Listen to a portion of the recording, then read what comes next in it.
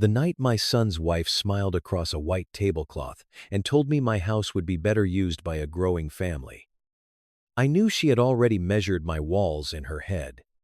My son looked me dead in the eye and asked me to sign over the deed within 1 week. Like my life was a spare room he could clear out. I congratulated them on the baby. Then I asked one question that turned his face gray. And by the time this was over, that house would become the one thing none of them could ever touch again. "You're being selfish, Dad," Caleb said, his voice low enough to sound controlled, loud enough for the couple at the next table to hear. "You're sitting on a 4-bedroom house by yourself while my wife is pregnant." His wife, Ashley, pressed one hand to her stomach and gave me the kind of trembling smile people use when they want witnesses. "It's not cruel to ask for help," she said. "What's cruel is making a baby pay for your pride." I rested my fork beside my steak. I folded my napkin once. I looked at my son, then at the woman wearing a pearl bracelet that probably cost more than her car payment. My pride built that house. I said, "Your panic doesn't get the keys." The table went silent. My name is Robert Miller. I was 68 years old then, retired from running a small flooring and remodeling company in western Pennsylvania. And I had spent most of my adult life learning the difference between family and liability. Caleb was my only son. Ashley was his wife. Until that dinner at a steakhouse in downtown Pittsburgh, I still believed the worst thing between us was arrogance. I was wrong. Caleb leaned forward like he was in a boardroom, not across from the man who taught him how to ride a bike in the alley behind our first rental house. "Dad, be reasonable. The place is too big for you. Mom's gone. You barely use the upstairs. The neighborhood is safe. The school district is excellent. It makes sense." Ashley nodded quickly. "We already started looking at nursery colors. The front bedroom gets such beautiful morning light." My hand tightened around the water glass. The front bedroom was not a nursery. It was Ellen's reading room. My wife had spent her last winter there wrapped in a blue quilt, leaving sticky notes in every book she loved because she knew I would be too lonely to read them without hearing her voice. Ashley kept talking. "We wouldn't throw your things away," she said. "We could set you up somewhere comfortable. A senior apartment. Maybe close to a grocery store. It would actually be easier for you," Caleb added. "You need less space. We need more. That's what family does." "No," I said. "That's what entitled people call family when they want free real estate."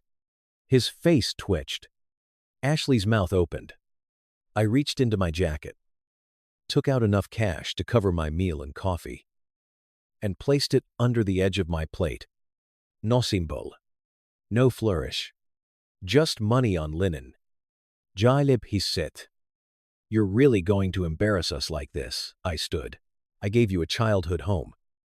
I said, "It's your job to give your child one." Ashley's eyes filled on command. "So, you're abandoning your grandchild." I looked at her stomach, then at her face. "I'm abandoning a sales pitch." I walked out before dessert. Behind me, I heard Ashley whisper my name like it was a curse. Caleb called once, sharp and furious.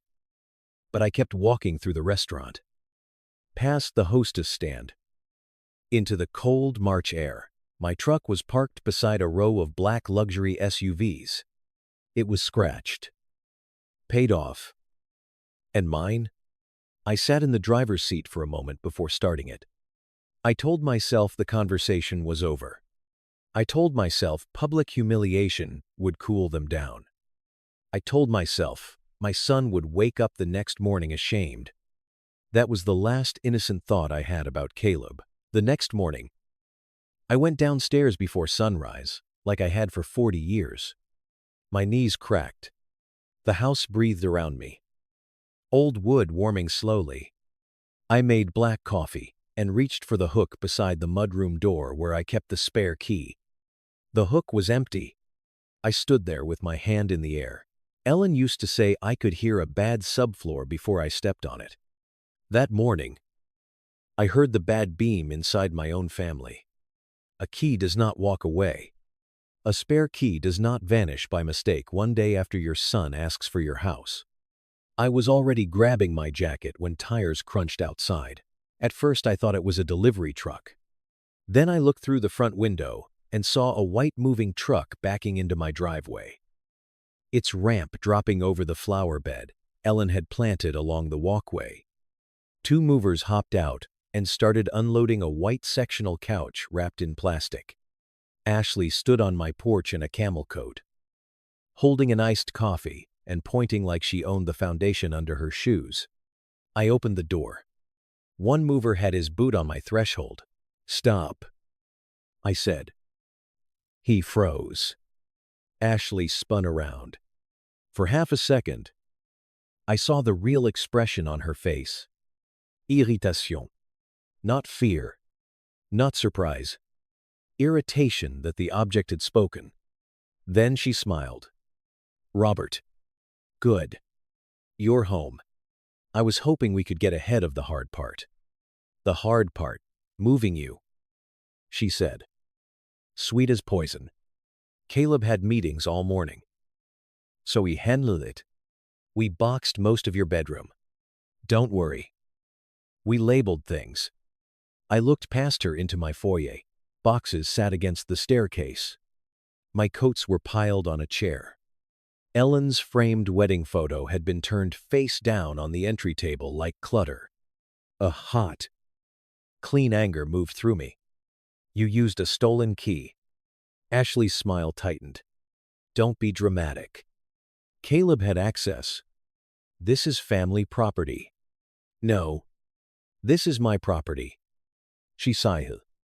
"You're making this ugly. You did that when you stepped inside." She waved at the movers. "Keep bringing it in." Both men stayed still. They had heard enough. I took out my phone. Ashley's eyes snapped to it. "What are you doing, calling the police?" Her face changed instantly. Her hand flew to her stomach. Her voice rose. "Oh my God. You're threatening me. I'm pregnant. You're going to call cops on a pregnant woman. I'm calling cops on a trespasser." She staggered back toward the porch steps as if I had shoved her. "You see this?" she cried to the movers. "He's unstable. He's scaring me. He's always been like this." I did not move toward her. I did not raise my voice. I gave the dispatcher my name, my address, and the words breaking and entering. Caleb arrived before the patrol car. His sedan jerked to the curb, and he came out in a navy suit. Hair perfect. Face burning. "What the hell are you doing?" he snapped.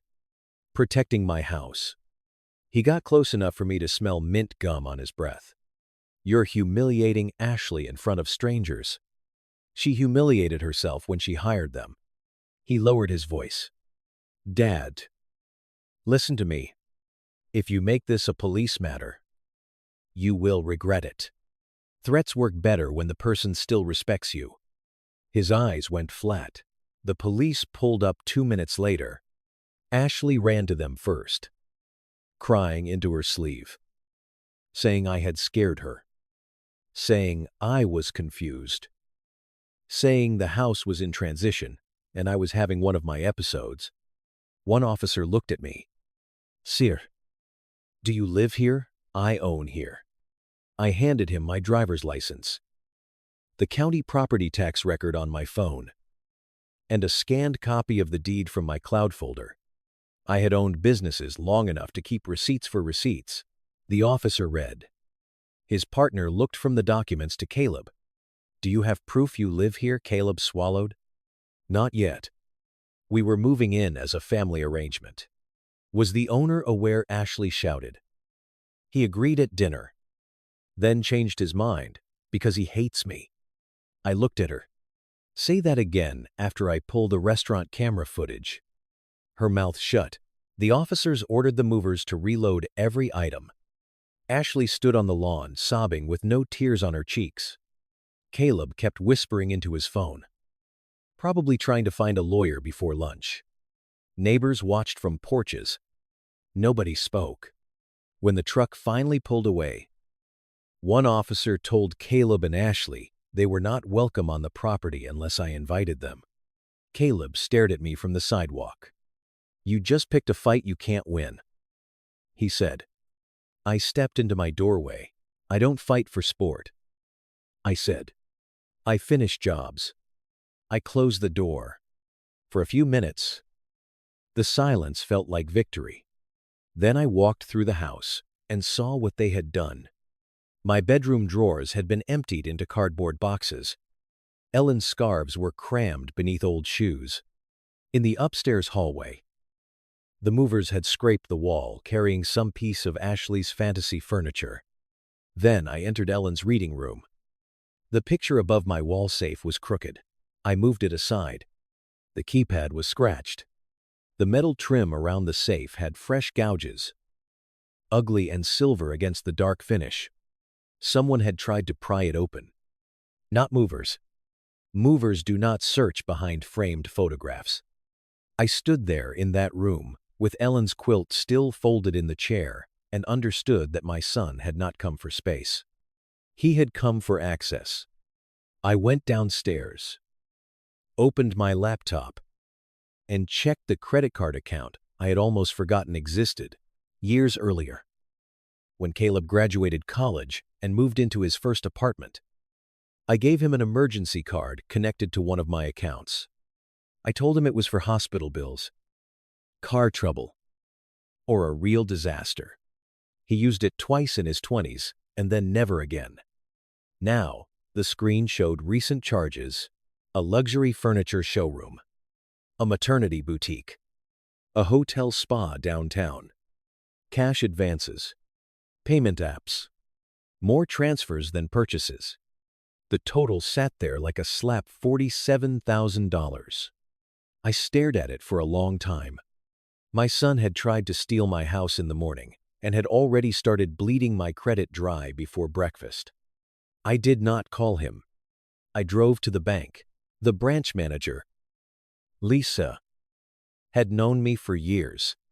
She brought me into her office, closed the glass door, and listened without interrupting. I canceled the card. I marked every recent transaction as unauthorized. I froze the connected account. I changed passwords, security questions, two-step authentication, mailing address permissions, everything. Then Lisa looked at me over her glasses.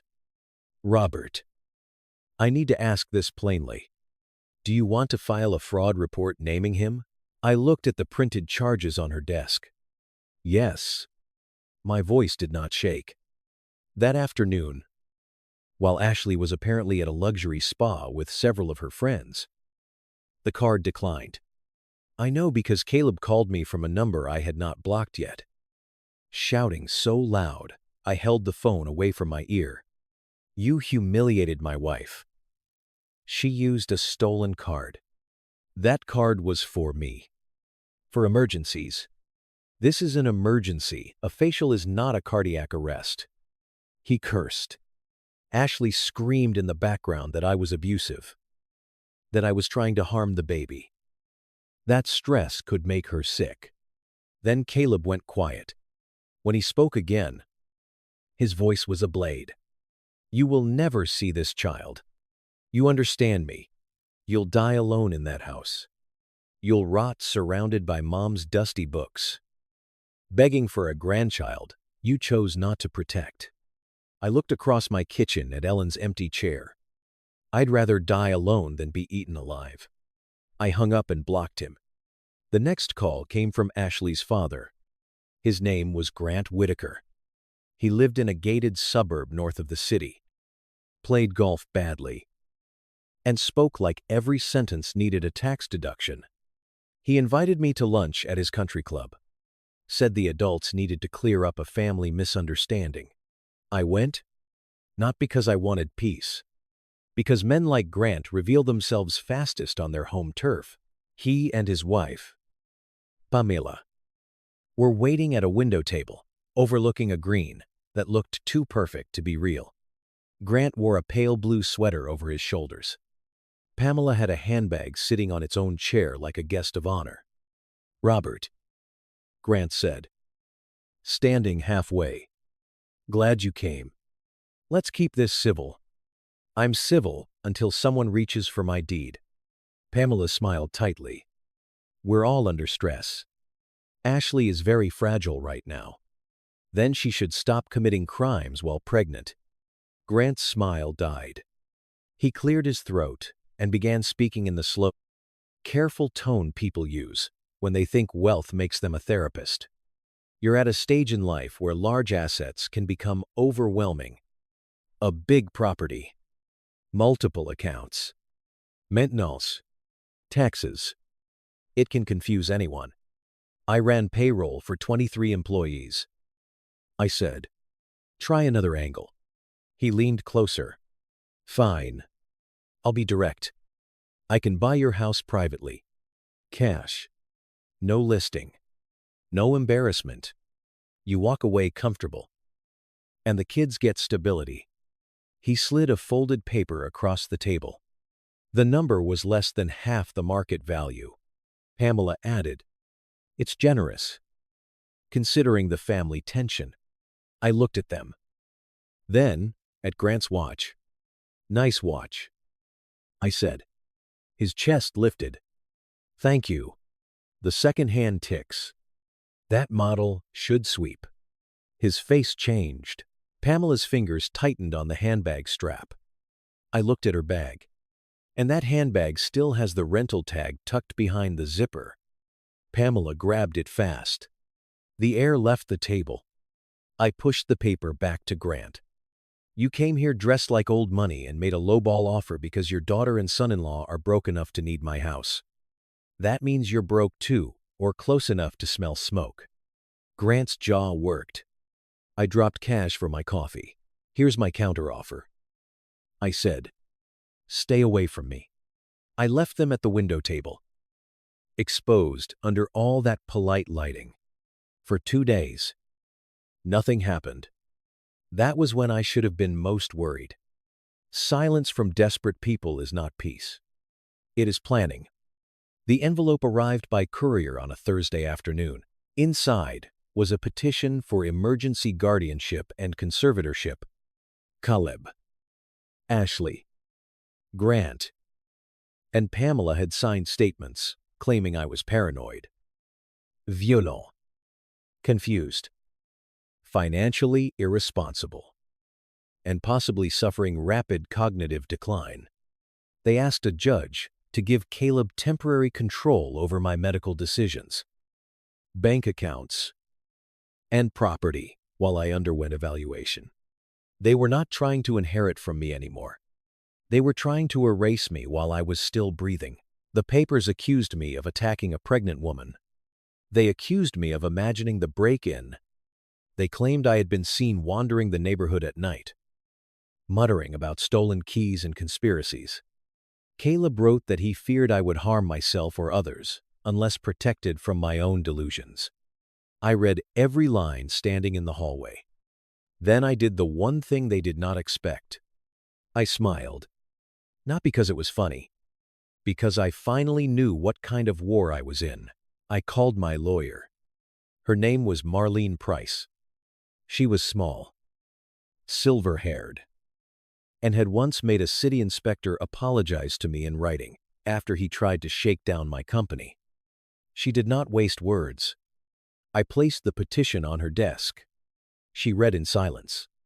When she finished, she removed her glasses and said, "They want your signature gone, your voice gone, and your property liquid." "Yes." "Do you want a family settlement?" "No." Her mouth curved. "Good." Marlene hired a private investigator named Vince, a former financial crimes agent who looked like he had never laughed at anything accidentally. I signed authorizations for my own records, gave him every voicemail, every charge, every photo of damage, every police contact. He started digging into Caleb, Ashley, and the Whitakers. While he worked, Caleb and Ashley escalated. Ashley posted a video on social media. She sat on a beige couch, facce pale, hair loose, one hand on her stomach. She said her elderly father-in-law had become dangerous. She said I had thrown out a pregnant woman. She said Caleb was trying to protect me and I was punishing them for loving their baby. She never mentioned the moving truck. She never mentioned the stolen key. She never mentioned the safe. By night, my neighborhood page was full of strangers calling me a monster. People shared my address. Someone left a comment saying old men like me should be removed before tragedy happened. Another wrote that my house should go to the baby, whether I liked it or not. The next morning, I stepped outside to get the mail and saw Mrs. Donnelly from across the street look away. I had fixed her porch railing for free after her husband died. Now she would not meet my eyes. A 3-minute performance had bruised 40 years of reputation. Caleb left me a voicemail that afternoon. "You feel that," he said, laughing softly. "That's what happens when people see who you really are. Sign the deed."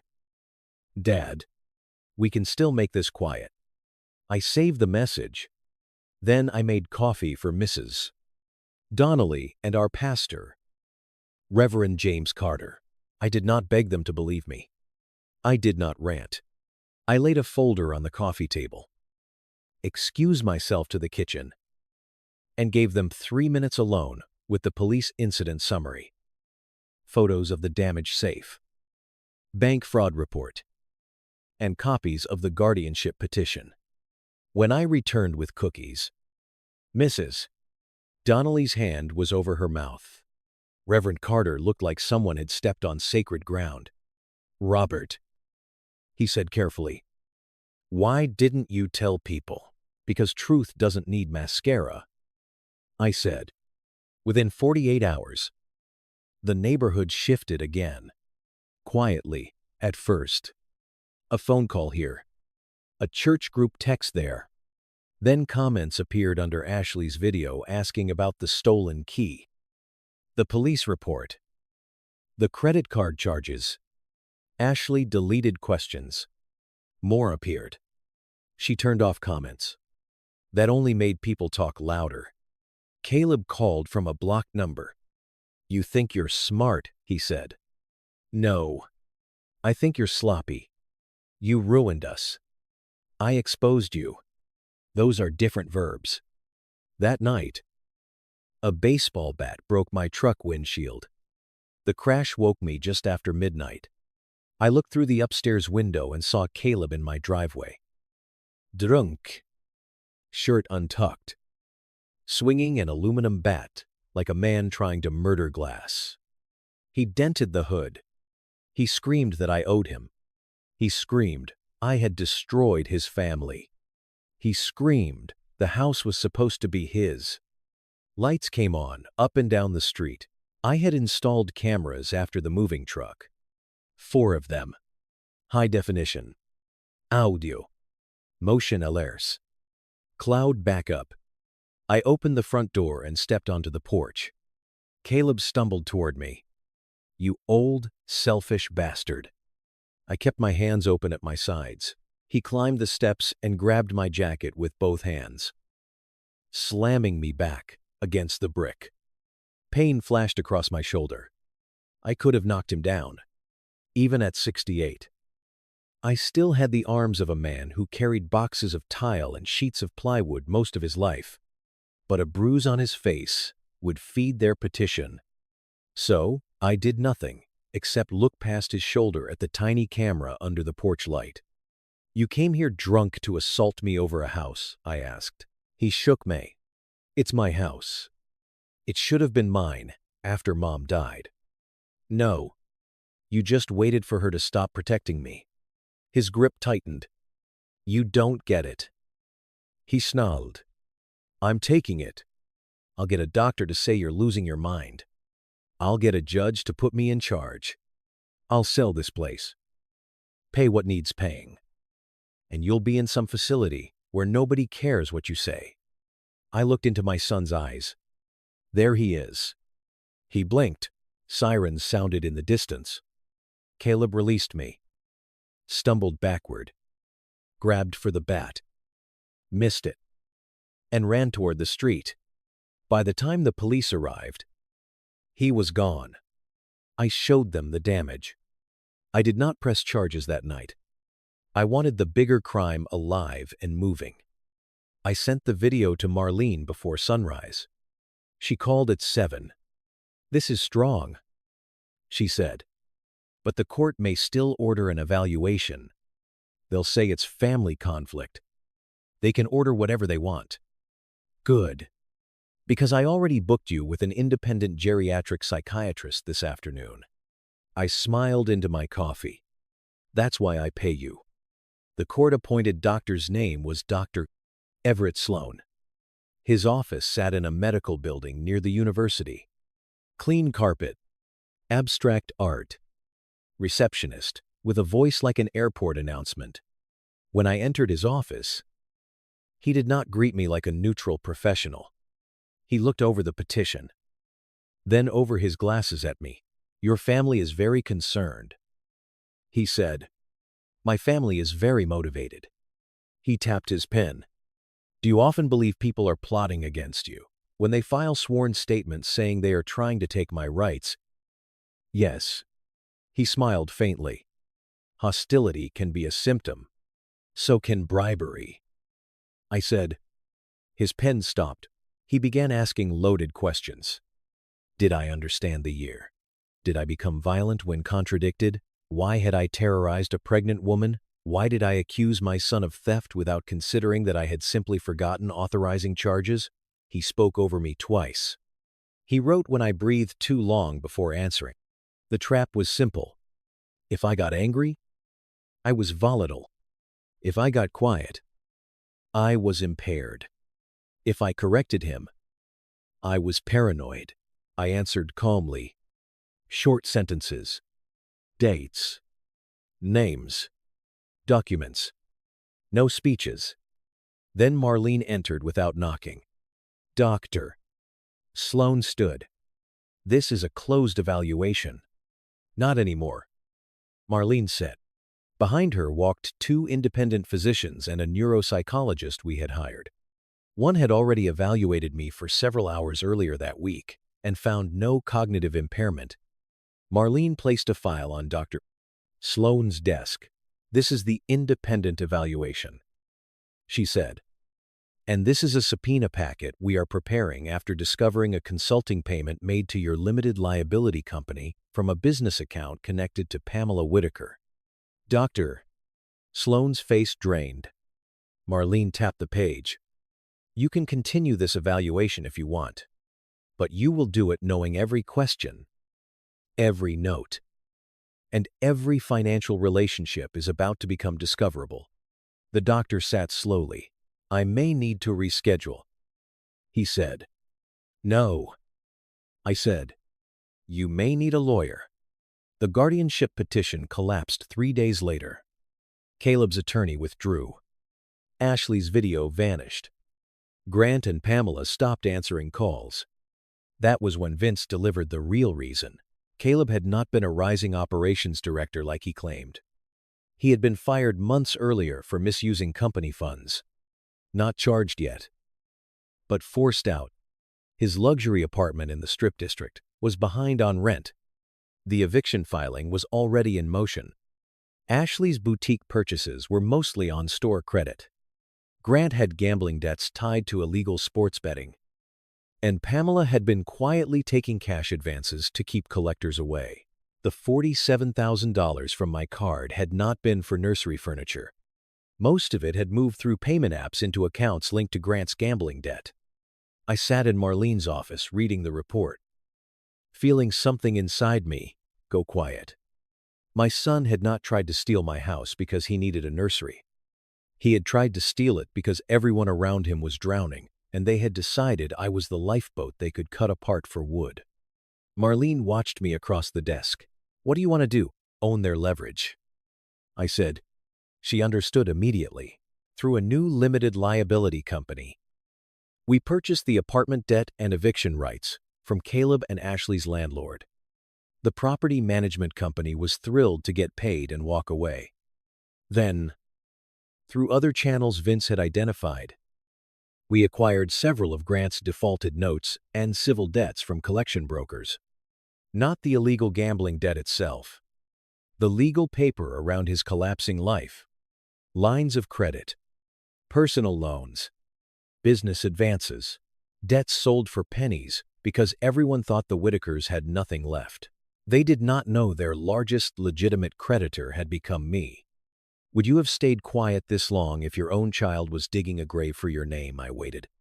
Ashley, unaware, the floor had already vanished beneath her.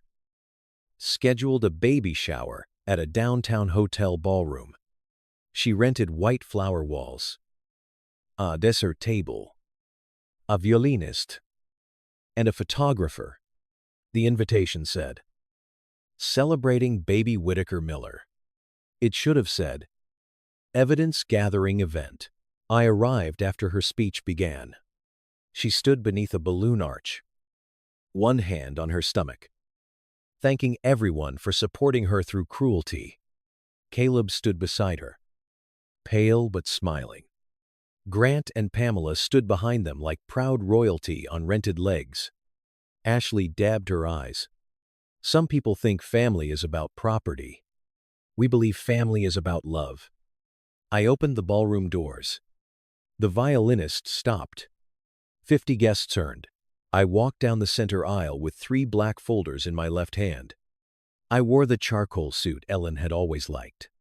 I did not hurry. Rich people fear confidence more than noise. Ashley froze. Caleb stepped back. Grant whispered, "Get him out of here." Nobody moved. I placed the folders on the gift table beside a tower of cupcakes. "I brought gifts," I said. Ashley's voice trembled. "You need to leave." In a minute, I opened the first folder. This is the eviction record for Caleb and Ashley's apartment. They are months behind. The rights were transferred to a company I control. The notice remains active. Gasps moved through the room. Caleb said, "Dad, don't." I opened the second. This is Caleb's termination record after financial misconduct at his former company, along with the fraud report from my bank.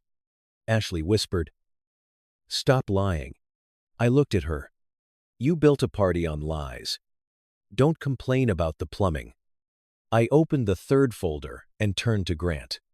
"These are the civil debts your family tried to hide behind fake watches, rented handbags, and threats. I purchased enough of your paper to drag every asset you still have into court." Grant lunged forward. "You son of a Marlene" stepped from the hallway with a uniformed process server beside her. "Careful," she said. "There are witnesses." The room broke apart. Guests grabbed purses and coats. Phones came out. But not for Ashley's tears this time. Within minutes, the ballroom emptied. The flower wall sagged behind her. The cupcakes sat untouched. When the audience disappeared, the family mask fell. Grant slapped Caleb hard across the face. "You promised me he was weak enough to control." Caleb shoved him back. "You promised the debt was handled." Pamela turned on Ashley. "You said the pregnancy would force him." Ashley screamed. "All of you ruined this. All of you." I buttoned my jacket. Caleb looked at me with hate. "You happy?" "No," I said. "Just accurate." I left them tearing each other apart under rented white roses. Later that night, Caleb came to my house in the rain. He knocked until the door shook. I checked the camera. He was soaked. Hair flat. Suit ruined. Face swollen where Grant had hit him. I opened the door, but kept the chain on. "Dad." He sobbed. Please. I messed up. That's a small phrase for a big crime. It was them. Ashley. Her parents. They pressured me. I was scared. I didn't know how bad it got. You knew enough to threaten a psychiatric facility. He gripped the door frame. I'm your son. You were? His face collapsed. He dropped to his knees in the rain. Let me in. Just tonight. I'll sleep in the basement. I'll do anything. I'll leave Ashley. I'll testify against her. I'll sign whatever you want. There it is. I said, What? You don't want forgiveness. You want shelter from the people you chose. He cried harder. What about the baby? I looked down at him. The words hit exactly where he knew they would. For a second, I saw him as a little boy in muddy sneakers, asking me to watch him jump off the porch steps. Then I remembered his voice on the security video. I remembered the safe. I remembered the petition calling me insane. I unlocked my phone and played the recording. His own drunken voice filled the doorway, promising to take my house, drain my accounts, forge papers, and lock me away. Caleb stopped crying. I let the final words echo into the rain. You weren't manipulated. I said. You volunteered. Then you lost. Dad. Please. I closed the door. Not gently. The next morning, the police called about a domestic disturbance at Caleb's apartment. I was not surprised. I was surprised by what came before it.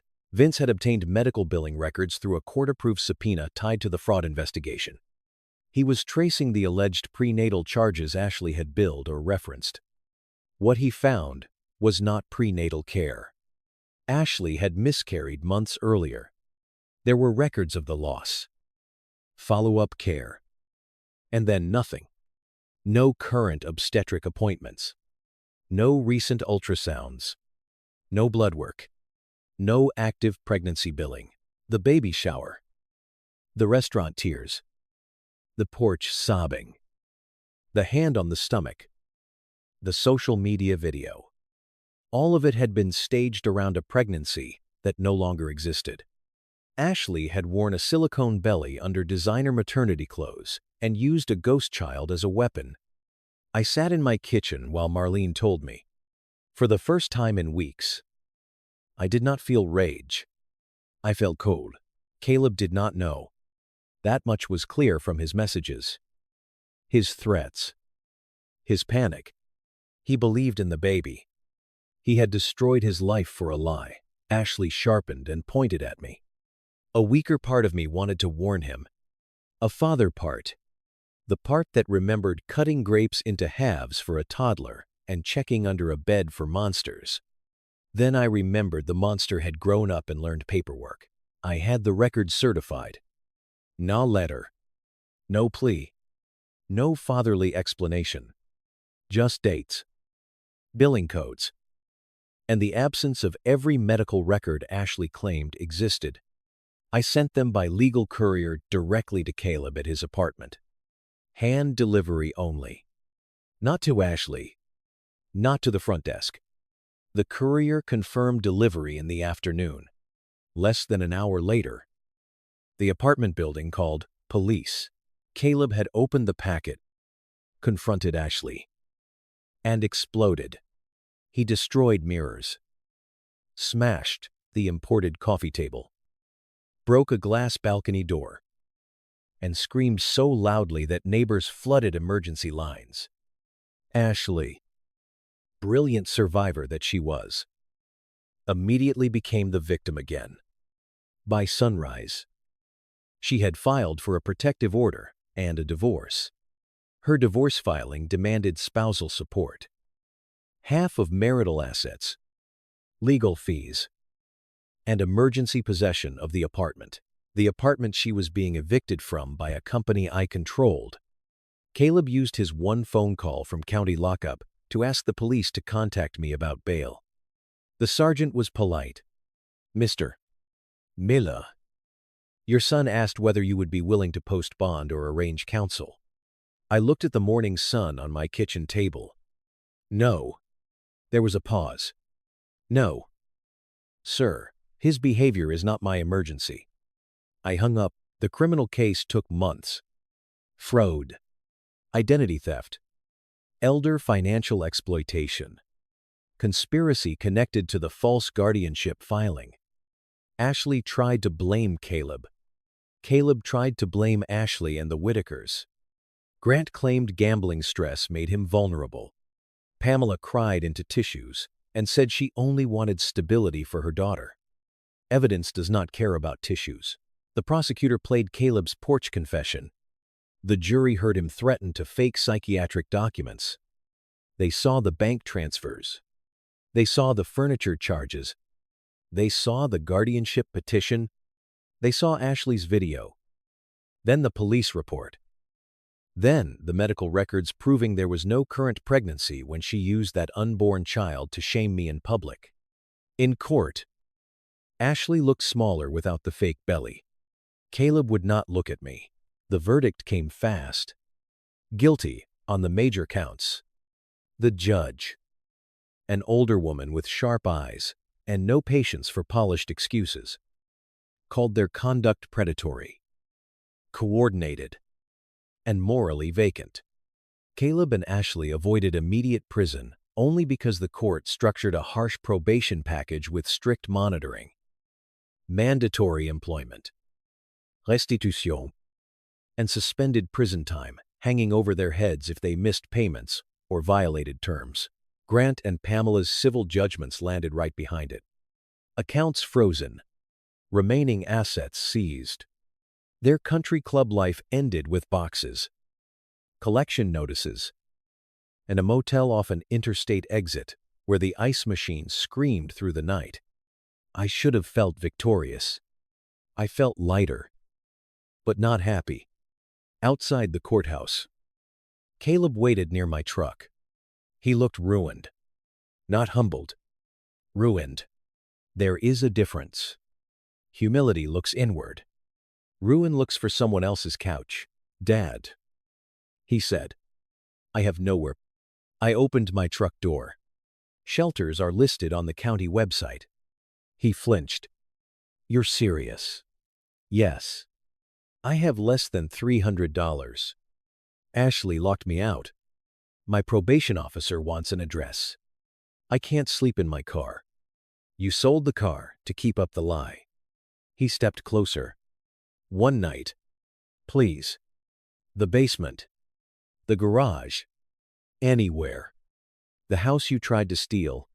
His eyes filled. I'm still your son. I removed his hand from the truck door. No. You are a convicted man I used to raise. I got in and drove away. I did not look in the mirror. That night, the old house felt different. Every room had become a crime scene in my memory. The foyer, where Ashley stood with movers. The reading room where they tried the safe. The porch where Caleb threatened to bury me alive in a medical lie. Ellen's house deserved better than being remembered as bait.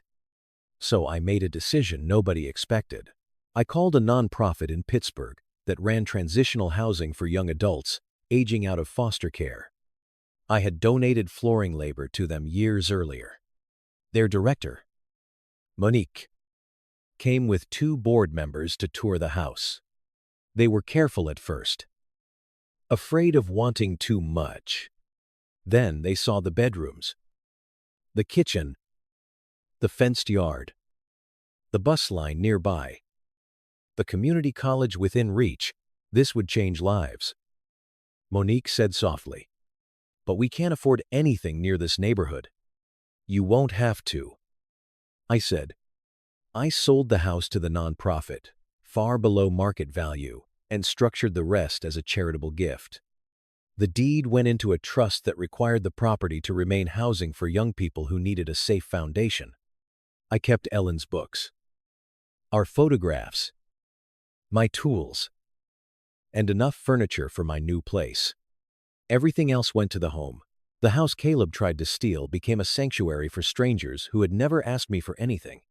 When the local paper published the story, it included a photo of the front porch and a headline about the Ellen Miller House opening for at-risk youth.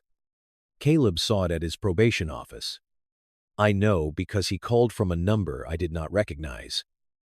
Breath ragged, voice shaking with rage. "You gave it away," he screamed. "You gave my house away. It was never your house. You did that to hurt me. I did it to save the house from your name." He sobbed. "I'm sleeping in a halfway house. I'm working a warehouse job. I'm paying you restitution.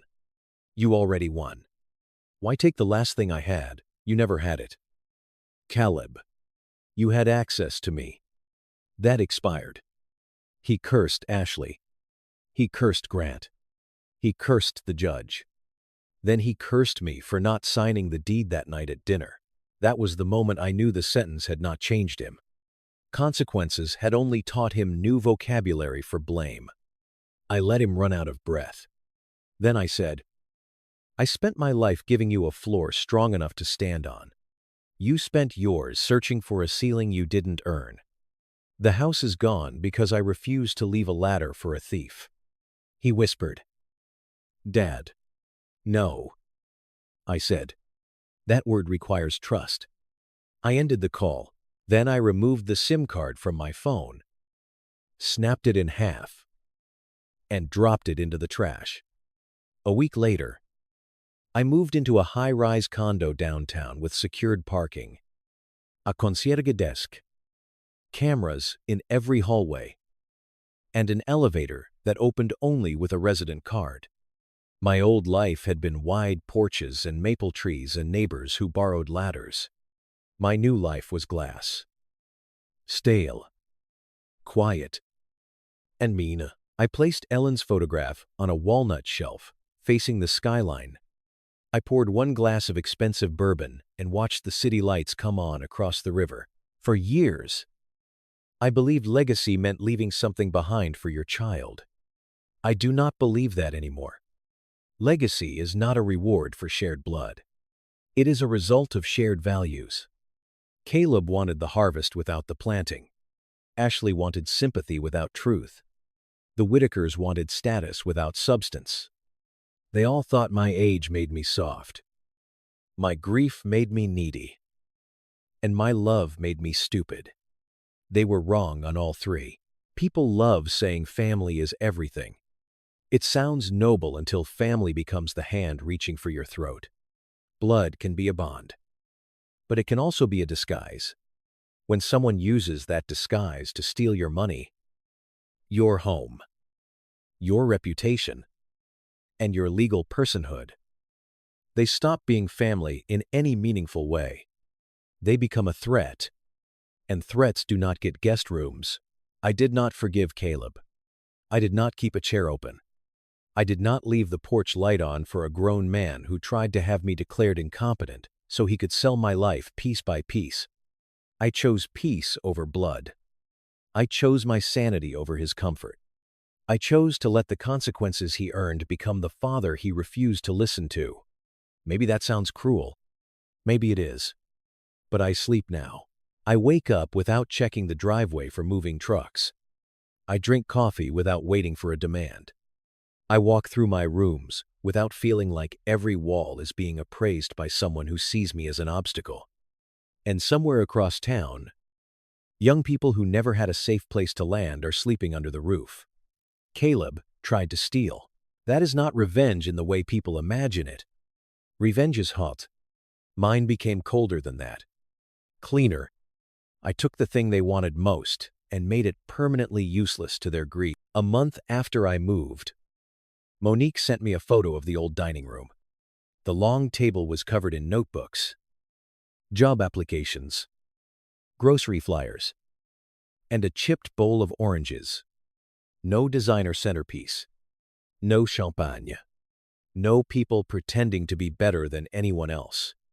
Just young faces bent over paperwork, trying to build honest lives from rough beginnings. One boy had a tape measure clipped to his pocket.